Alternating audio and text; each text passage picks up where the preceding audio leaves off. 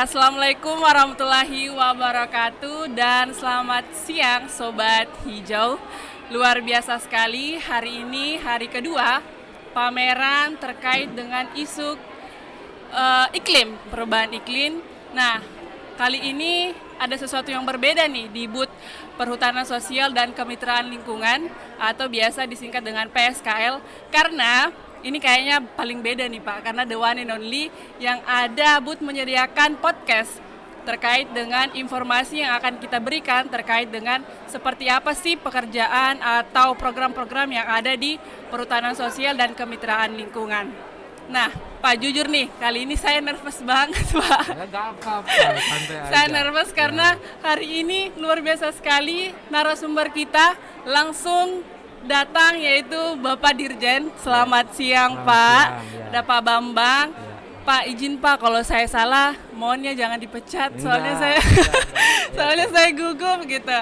Oke, para Sobat Hijau, kali ini kita akan menguak lebih detail terkait secara umum pameran ini sebenarnya tujuannya seperti apa, kemudian program-program dari Perhutanan Sosial dan Kemitraan Lingkungan seperti apa. Nah, lebih spesifiknya kita akan menguak sedikit terkait kenapa sih Pak Dirjen hari ini dan sekarang bisa menjabati posisi yang luar biasa sekali, Pak, posisi Dirjen yang kayaknya nggak sembarang orang nih Pak, kayaknya stock limited edition. Nah, kita akan mendengarkan seperti apa masa lalu dan perjalanan hidup, track record ataupun pengalaman sehingga Pak Bambang bisa menjabani posisi Dirjen. Nah, untuk kali ini mungkin pertanyaan pertama nih Pak, ini kan pamerannya terkait dengan climate change. Pertanyaan saya untuk informasi kepada Sobat Hijau, nah apa sih sebenarnya tujuan dari pameran ini Pak, biar Sobat Hijau tahu. Baik, jadi pameran kali ini di Jakarta, di Manggala, itu berbarengan dengan yang di Glasgow. Jadi ada namanya COP, Convention on Parties, yang ke-26, yang diselenggarakan oleh UNCCC, United Nations on Framework on Climate Change, ya. Jadi artinya perkumpulan dunia internasional yang sangat aware terhadap perubahan iklim dan dampak-dampaknya terhadap kehidupan kita. Jadi singkat kata, naiknya temperatur bumi karena ada gas-gas yang dihasilkan dari industri, transportasi dan lain sebagainya, CO2, metan dan lain sebagainya, itu membuat temperatur naik. Nah, ketika temperatur itu naik, maka kutub utara dan selatan itu meleleh. Nah, ketika itu meleleh, maka kenaikan air, permukaan air laut itu menjadi besar. Untuk Indonesia, negara kepulauan, ini sangat rentan, ya, sangat rentan. Karena pulau-pulau kecil akan tenggelam dan air laut akan masuk ke ke permukaan lahan. Nah, akan ada rob dan juga itu sangat mengganggu untuk sektor-sektor pertanian yang lain. Nah, dalam rangka itu kita sepakat dengan COP26 gitu ya. 2030 kenaikan suhu tidak lebih dari 1,5 derajat atau 2 derajat Celcius agar dampak-dampak tadi tidak terjadi. Coba kita bayangkan banyak spesies yang mati ya dengan adanya kenaikan temperatur. Kemudian predator banyak yang berkembang karena suasana yang panas sehingga itu akan menjadi wabah atau bencana, penyakit dan lain sebagainya.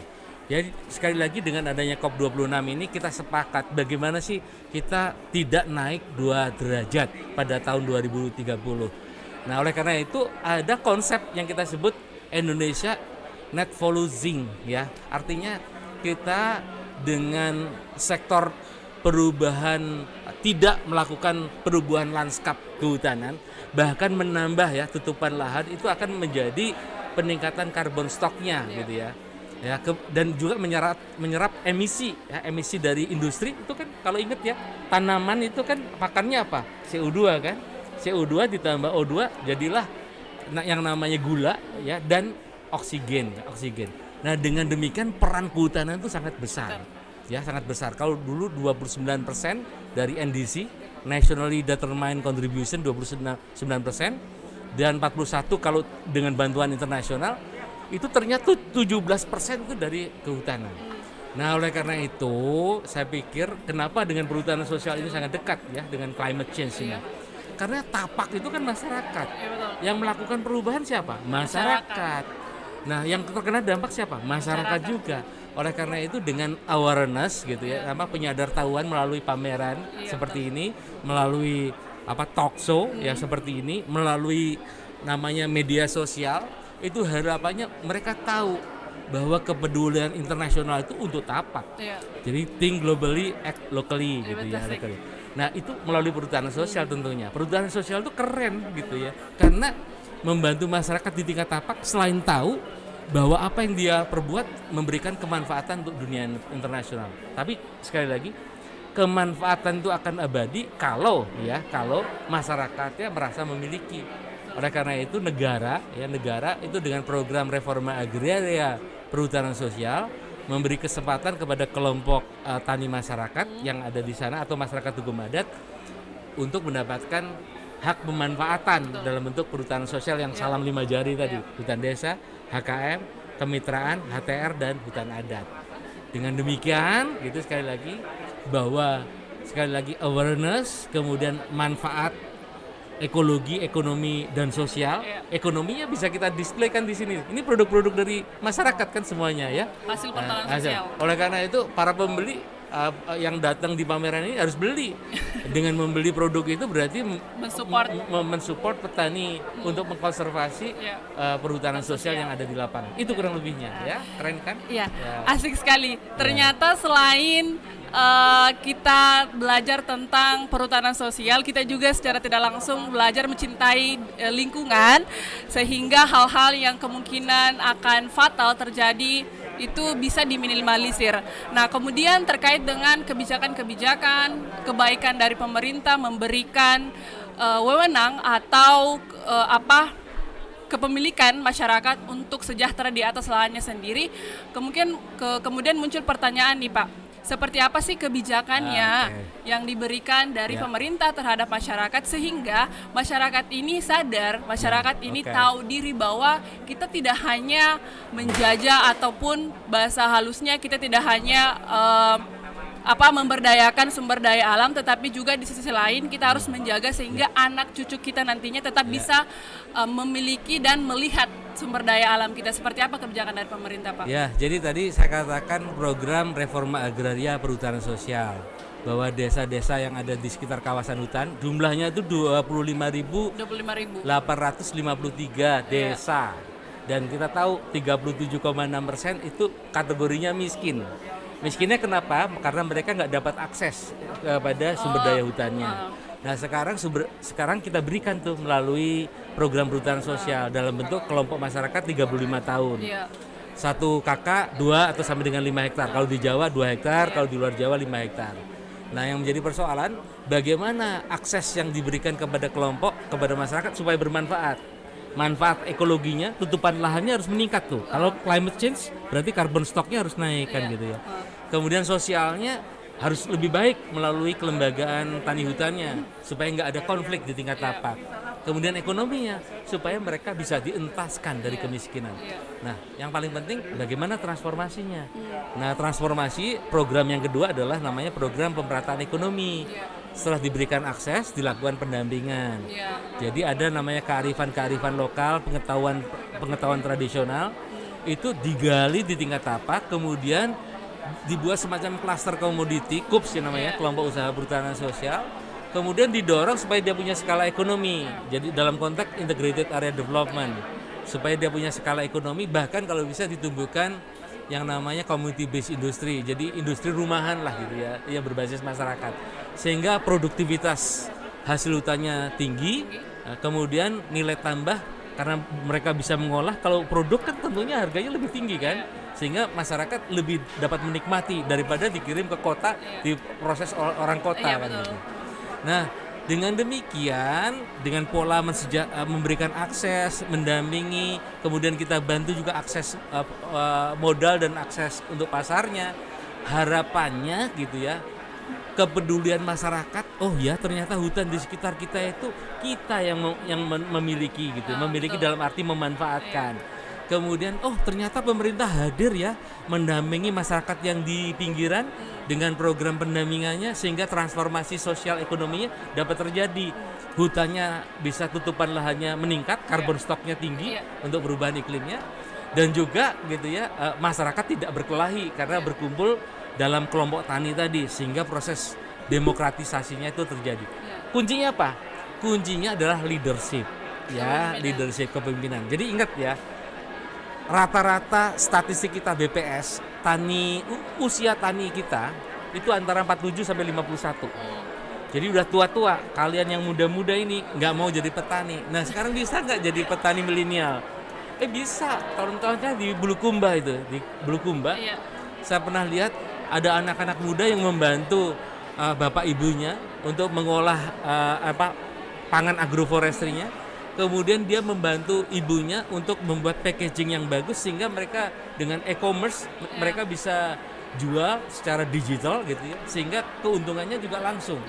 Jadi bayangkan kalau antara pembeli dengan penyedia langsung ada transaksi, tentunya keuntungannya kan banyak di petaninya kan gitu. Langsung. Nah itu jadi transformasinya itu ada di leadership. Leadershipnya sekali lagi bisa pemuda, bisa juga tokoh masyarakat di tingkat tapaknya. Tapi yang paling penting mereka harus punya passion ya, punya semacam ada nyawa bahwa niat saya itu adalah niat membantu masyarakat untuk maju. Kemudian niat saya juga membantu dunia untuk carbon stocknya meningkat gitu. Membantu dunia supaya nggak ada konflik, supaya perdamaian itu peace itu bisa terjadi di mana-mana. Itu kurang lebihnya. Ya. Asik sekali. Jadi tidak hanya karena kebanyakan gini Pak, mohon maaf, kebanyakan anak-anak muda milenial tuh masih berpikiran bahwa program-program dari kementerian itu, program-program dari pemerintah itu anak muda kayak takut gitu. Tapi ternyata dengan adanya program perhutanan sosial yang melibatkan anak muda yang peduli terkait dengan produk-produk lokal, sehingga anak muda memberikan itu sebagai role model terkait dengan contoh yang Bapak tadi berikan dari Bulukumba. Nah, saya juga dapat informasi nih Pak, bahwa ternyata ada ASEAN Working Group Social Forestry yang ternyata luar biasanya sekali. Indonesia berperan penting dan menjadi percontohan di Asia Tenggara. Betul. Itu bisa dijelaskan sih Pak gimana? Ya, jadi Indonesia malah ditunjuk ya sebagai ketua daripada ASEAN Working Group on Social Forestry, ASEAN ya, dari negara-negara Asia Tenggara. Karena apa? Dua hal. Yang pertama adalah keberhasilan dalam konteks reforma agrarianya. Kita sudah hampir 5 juta ya, 5 juta hektar yang sudah diberikan kepada sekitar 7.300 kelompok ya, dari Sabang sampai Merauke gitu ya. Dan itu belum ada di negara lain. Itu dari tahun berapa tuh Pak? Sebetulnya yang paling masif dari tahun 2015, yang paling masif ya. Nah, yang paling penting lagi sebetulnya dengan program pemerataan ekonomi tadi, bahwa transformasi sosial itu bisa menjadi menopang transformasi ekologi dan ekonomi. Dan itu kita ada KUPS, ingat ya, ada KUPS pemula itu blue. Kemudian KUPS yang sudah implementasi itu silver. Kemudian KUPS yang sudah maju itu gold. Kemudian ada KUPS yang mandiri itu yang sudah ekspor dan mereka tidak perlu didampingi, modalnya sudah cukup, itu adalah yang platinum ya, platinum. Nah, dengan demikian ya bagi kita, apalagi kita juga sudah memberikan hak-hak terhadap masyarakat hukum adat dalam bentuk hutan adat gitu ya. Itu kan percontohan untuk, kalau di negara lain menyebutnya indigenous people, tapi kalau kita masyarakat hukum adat gitu. Nah, contoh-contoh itu dianggap sudah berhasil sehingga itu perlu ditularkan ke negara-negara ASEAN yang lain. Satu, dengan pola perhutanan sosial yang maju tadi, satu konfliknya menjadi mereda. Kemudian keadilan aksesnya terjadi bukan hanya ke korporasi tapi juga ke masyarakat. Kemudian klaim-klaim hutan adat bisa diselesaikan. Kemudian karena dengan agroforestry antara tanaman hutan dan pertanian, maka ketahanan pangan juga bisa terjadi. Ketahanan air juga bisa terjadi karena yang namanya hutan pasti dia mengkonservasi air dan air itu akan berlanjut dengan bagus. Nah, kemudian yang terakhir di dalam konteks agrosilvopastoral gitu, silvopastoral, bahwa kotoran sapi, kotoran kambing atau tanaman itu bisa menjadi renewable energy ya. Ya, misalkan contohnya pellet ya, wood pellet. Itu kan untuk renewable energy karena sumbernya dari kayu gitu ya. Kemudian kalau kotoran sapi itu kan mengeluarkan gas, gasnya ditampung dan itu bisa menjadi gas untuk listrik. Dengan demikian, maka dengan program perhutanan sosial dan menjadi percontohan ini bisa mewujudkan ketahanan desa, ketahanan energi, ketahanan air, dan juga ketahanan iklim. Jadi semuanya ada di perhutanan sosial. Jadi paket komplit. Ya, Jadi paket tidak komplit. hanya memperhatikan kesejahteraan masyarakat, tetapi dari segi iklim juga diperhatikan. Betul. Nah, kemudian pertanyaan yang banyak nih datang dari netizen Sobat Hijau. Apakah mungkin ke depannya akan ada kebijakan khusus untuk anak-anak muda milenial terkait dengan kebijakan perhutanan sosial, misalnya nih khusus ada pendampingan kepada anak-anak milenial terkait dengan branding atau produknya dibuat kemasannya lebih cantik atau seperti apa? Kompetisi pasti akan kita adakan supaya bahwa membudayakan bahwa petani itu milik kaum muda juga. Nah, itu kan yang paling penting. Ternyata berpeluh-peluh, berkotor-kotoran itu tidak gengsi. Itu menjadi budaya yang baik karena itu akan bisa meningkatkan ketahanan pangan tadi kan gitu ya. Dan yang kedua ada namanya kompetisi yang bisa mengarah kepada ketokohan yang bisa menjadi percontohan. Ibu Menteri ingat saya menugaskan kepada saya, bisa nggak dibuat perlombaan untuk milenial untuk Indonesia Net for Losing 2030. Jadi kepeloporan dalam bentuk iklim di konteks perhutanan sosial gitu yang bisa dilombakan gitu. Dengan tentunya satu kriterianya bagaimana peran dia terhadap meningkatkan produktivitas agroforestry-nya. Kemudian yang kedua nilai tambahnya. Ukurannya tentunya untuk periode tertentu tutupan lahannya harus bagus. Kemudian diversifikasi produk ya itu juga meningkat, dan juga yang paling penting lagi untuk ketahanan air dan energinya juga akan meningkat, sehingga secara umum setelah jangka waktu tertentu bahwa saya ternyata pemuda bisa ya mendampingi masyarakat yang besar, ternyata dengan upaya-upaya itu bisa menghasilkan yang sifatnya lokal tetapi berdampak ke yang internasional. Itu yang saya katakan. Terima kasih. Iya, betul sekali. Jadi ini informasi yang luar biasa sekali untuk Sobat Hijau, karena persiapan untuk anak-anak muda bahwa ternyata perhutanan sosial, kemitraan dan lingkungan ini sangat welcome untuk anak muda. Bagaimana anak muda juga turut serta mensupport kegiatan perhutanan sosial, karena tidak hanya berdampak untuk produk lokal itu sendiri, tetapi juga berdampak besar terhadap dengan masyarakat. Ada manfaat tangible yang kelihatan, ada manfaat intangible yang tidak kelihatan. Kalau yang kelihatan tadi kopi yang kita lihat itu jahe, kemudian kayu, kemudian jahe, gula, semut, kemudian kopi, itu semua kelihatan. Tetapi ada yang manfaat tidak langit, udara bersih. Iya, betul. Ya, oksigen yang baik, kemudian temperatur yang tidak naik gitu ya. Kemudian bisa menjadi habitat untuk keanekaragaman flora dan fauna. Saya pikir itu loh yang perlu Berarti didorong. Ada dong Pak tanaman-tanaman yang tidak boleh ditanam di perhutanan sosial? Tentunya pada prinsipnya sebetulnya semua boleh tapi, tanaman keras gitu dikombinasi dengan tanaman pangan. Tapi lihat status kawasannya.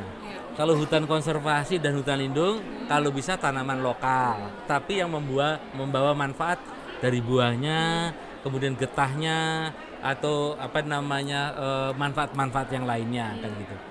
Nah, kalau hutan produksi boleh ambil kayunya kan gitu kayunya. Nah, tentunya sekali lagi kalau di konservasi dan lindung itu HHBK dan jasa lingkungan wisata, tetapi kalau diproduksi tentunya dengan kayunya juga diperkenankan ya.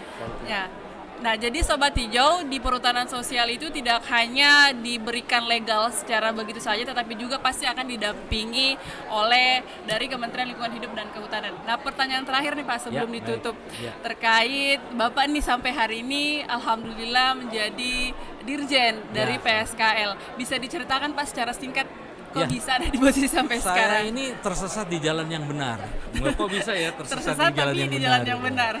Karena saya ini lulusan sarjana kehutanan, tetapi teknologi hasil hutan. Jadi masa orang teknologi hasil hutan ngurusin perhutanan sosial, tapi memang Tuhan, Allah itu memberikan takdir kepada saya untuk ngurus masyarakat. Iya. Karena waktu saya pernah dapat tugas di konservasi KSDAI.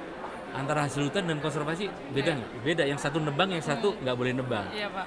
Tapi memang saya diberi amanah dari Tuhan itu untuk ngurus masyarakat. Ternyata ngurus konservasi harus dengan masyarakat juga. Iya.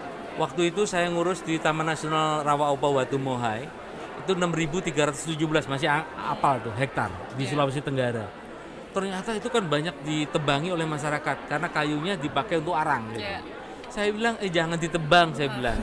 Tapi kalau ngelarang saja kan nggak bagus. Tapi dengan solusinya seperti apa? Edukasi. Nah, dulu kita buat namanya model kampung konservasi.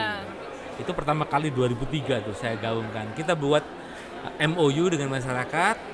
Kemudian kita petakan yang 6.317 tadi, mana yang boleh mana yang dilindungi, mana yang boleh dia lakukan silvo fisheries ya. Dia boleh menangkap kepiting udang tetapi dengan cara-cara yang berlanjut, dengan bubu yang itunya besar ya, itu supaya yang besar bisa masuk, yang kecil enggak gitu. Itu kurang lebihnya ya. Nah, kemudian setelah itu saya menjadi kepala balai Taman Nasional Gunung Halimun Salak. Sama lagi, ada 314 kampung ya, 314 kampung yang berada di Taman Nasional itu. Jadi solusinya sama itu ya. Teknologi hasil hutan oke lah, nggak apa-apa. Tapi yang penting pengalaman lama. Dan menariknya lagi, setelah saya jadi direktur di Jasa Lingkungan Wisata Alam, saya mengembangkan. Kalau dulu kan yang namanya pengusaha wisata alam selalu pengusaha swasta. Saya kembangkan juga untuk masyarakat, jasa lingkungan yang berbasis masyarakat. Itu tahun saya juga itu. Kemudian yang terakhir, nasib saya juga, ternyata saya dipercaya juga menjadi kepala pusat pengembangan Litbang ya, penelitian dan pengembangan sosial ekonomi dan perubahan iklim. Jadi cocok hari ini saya sosial ekonomi dan perubahan iklim. Sebelum saya menjadi kepala biro perencanaan dan sebelum saya menjadi dirjen PSK. Jadi sekali lagi tersesat di jalan yang benar. Tapi saya sekali lagi bersyukur kepada Tuhan Yang Maha Kuasa, ngurusin masyarakat itu adalah dekat surga. Ya karena apa? Tadi ekologinya kan membaik ya. Gitu ya. Harapannya ekologinya membaik. Kemudian konfliknya menjadi mereda dan juga memberi kemanfaatan untuk ekosistem dunia dalam konteks perubahan iklim tadi. Saya pikir itu jadi tersesat di jalan tersesat di jalan yang benar, membawa kebaikan dunia dan akhirat. Terima kasih. Ya, baik.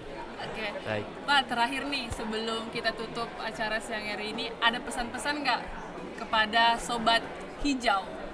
Ya.